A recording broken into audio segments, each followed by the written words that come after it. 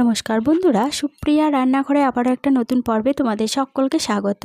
আজকে কাবলি চানার একটা নতুন ধরনের রেসিপি আমি তোমাদের সাথে শেয়ার করব।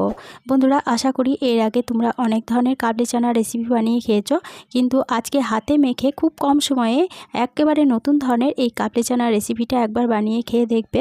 রুটি, লুচি, পরোটার সাথে খেতে জাস্ট অসাধারণ লাগে। তাহলে চলো বন্ধুরা, দেখে নেওয়া যাক আজকে রেসিপিটা কিভাবে বানাই। কাবলি ছোলা দিয়ে রেসিপিটা বানানোর জন্য এখানে আমি 200 গ্রাম পরিমাণ কাবলি ছোলাকে 6 ঘন্টা মতো জলে ভিজিয়ে রেখেছিলাম।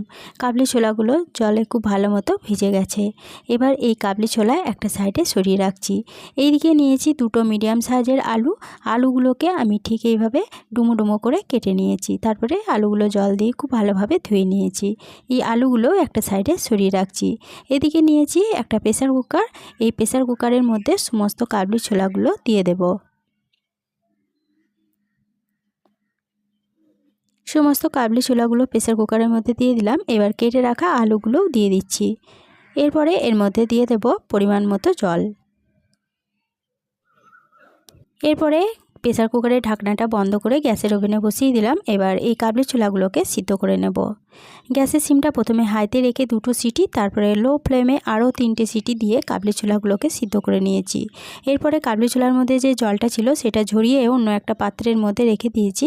এই কাবলি ছোলার জলটা আমি পরে কাজে লাগাবো। কাবলি ছোলাগুলো খুব ভালো মতো সিদ্ধ হয়ে গেছে, আলুগুলো সিদ্ধ হয়ে গেছে। এবার এর মধ্যে দিয়ে দিলাম 1 চা চামচ জিরে গুঁড়ো, হাফ চা চামচ ধনে গুঁড়ো, খুব সামান্য পরিমাণ ঝাল লঙ্কার গুঁড়ো। ঝাল লঙ্কার গুঁড়োটা তোমরা যেরকম ঝাল খাবে সেরকম অনুযায়ী কম বেশি করে নিতে পারো।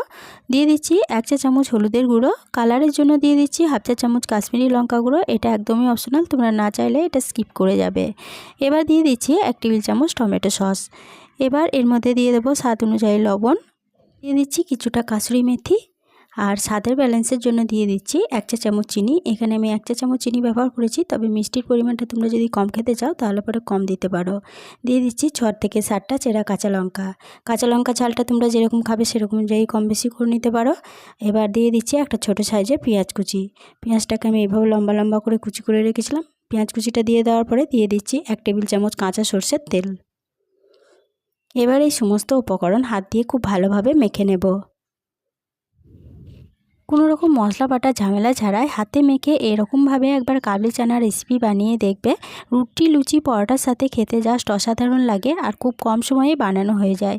সমস্ত উপকরণ ভালোভাবে হাত দিয়ে মেখে নেওয়ার পরে 2-1টা আলু এইভাবে হাতের সাহায্যে ম্যাশ করে দিচ্ছি।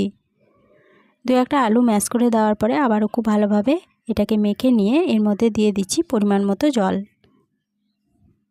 এর মধ্যে 1 গ্লাস পরিমাণ নর্মাল জল দিয়ে দেওয়ার পরে কাবলি ছোলাটা সিদ্ধ করে যে জলটা আলাদা করে তুলে রেখেছিলাম সেই জলটাও এর মধ্যে দিয়ে দিলাম। এখানে জলের পরিমাণটা তোমরা যেরকম গ্রেভি রাখতে চাও সেরকম অনুযায়ী কম বেশি করে নিতে পারো। সমস্ত উপকরণ আবারও হাত দিয়ে খুব ভালোভাবে মেখে নিচ্ছি।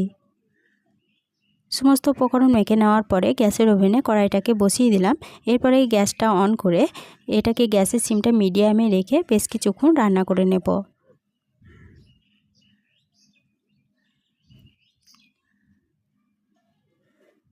এটা রান্না হতে থাক, ততক্ষণে এদিকে আমি একটা শিল নিয়েছি, ভালোভাবে শিলটাকে ধুয়ে নিয়েছি। এবার এই শিলের মধ্যে দিয়ে দিলাম বেশ কয়েক টুকরো আদা আর দিয়ে দিচ্ছি 12 কোয়া মতো রসুন।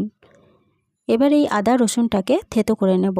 আমি আদা রসুনটা শিলের মধ্যে থেতো করছি, তবে তোমরা চাইলে হামালদিস্তার মধ্যে থেতো করে নিতে পারো। আদা রসুনটা খুব ভালোভাবে থেতো করে নিয়ে একটা বাটির মধ্যে তুলে রেখে দিলাম। এরপরে এদিকে যে কাবলি ছোলাটাকে আমি রান্না হতে দিয়েছিলাম সেটা 5 মিনিট মতো রান্না হয়ে গেছে। 5 মিনিট পর গ্যাসের সিমটা বন্ধ করে দিলাম। বন্ধ করে দিয়ে একটা ঢাকা চাপা দিয়ে এটাকে রেখে দিচ্ছি। এদিকে অপর গ্যাসের ওভেনে একটা কড়াই বসিয়ে গ্যাসটা অন করে কড়াইয়ের মধ্যে দিয়ে দিচ্ছি 5 চা চামচ সরষের তেল। এবার এই তেলে ফোড়নের জন্য দিয়ে দিচ্ছি একটা তেজপাতা, একটা দারচিনির টুকরো, 2টো লবঙ্গ, একটা এলাচ, সামান্য পরিমাণ গোটা জিরে আর একটা শুকনো লঙ্কা। এবার এই ফোড়নটাকে ভালোভাবে ভেজে নিচ্ছি। ফোড়নটা ভালোভাবে ভেজে নিয়ে ফোড়ন থেকে যখন সুন্দর একটা গন্ধ বেরোতে শুরু করেছে তখন এর মধ্যে দিয়ে দিচ্ছি 2টো বড় সাইজের পেঁয়াজ কুচি। পেঁয়াজগুলোকে আমি এইভাবে লম্বা লম্বা করে কুচি করে জল দিয়ে ভালোভাবে ধুয়ে রেখেছিলাম। পেঁয়াজ কুচিগুলো তেলের মধ্যে দিয়ে দিলাম। এবার বেশ কিছুক্ষণ নেড়ে চেড়ে পেঁয়াজগুলোকে তেলের মধ্যে লাল লাল করে ভেজে নেব।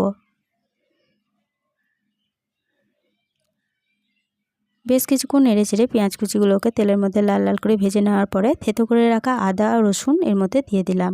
এবার গ্যাসের সিমটা লো টু মিডিয়ামে রেখে আদা রসুনটাকে ভালোভাবে ভেজে নেব।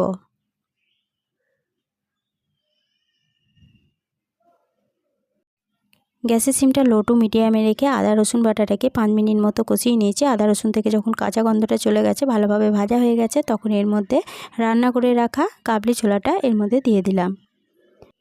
এবার সমস্ত উপকরণের সাথে কাবলি ছোলাটাকে একটু ভালোভাবে নেড়েচেড়ে মিশিয়ে নিচ্ছি। এবার গ্যাসের সিমটা মিডিয়ামে রেখে এটাকে আবারও বেশ কিছুক্ষণ রান্না করে নেব।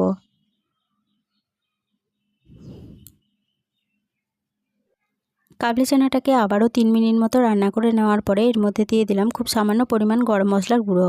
গরম মশলার গুঁড়োটা দিয়ে সমস্ত উপকরণের সাথে খুব ভালোভাবে নেড়েচেড়ে মিশিয়ে নিয়ে গ্যাসের সিমটা বন্ধ করে দিয়ে আরও 5 মিনিটের জন্য ঢাকা দিয়ে স্ট্যান্ডিং টাইমে রেখে দিয়েছিলাম। 5 মিনিট পর ফিরে এসে ঢাকা চাপাটা খুলে নিয়ে কাবলি চানা রেসিপিটা কড়াই থেকে নামিয়ে নিয়েছি। আজকের হাতে মাখা কাবলি চানা রেসিপি পরিবেশনের জন্য আমার একদম রেডি হয়ে গেছে। আজকের রেসিপিটা দেখে যদি তোমাদের ভালো লেগে থাকে তাহলে পরে ছোট্ট একটা লাইক দিয়ে এরকম নতুন নতুন রেসিপি পেতে প্লিজ আমার চ্যানেলটা সাবস্ক্রাইব করে আমার পাশে থেকো। বন্ধু বান্ধব সকলের সাথে শেয়ার করে দিতে ভুলো না প্লিজ। আজকে রেসিপিটা কীরকম লাগলো কমেন্ট করে জানাতে ভুলো না। আজকে এই পর্যন্তই ছিল, ফিরে আসবো আবার নতুন কোনো রেসিপি নিয়ে।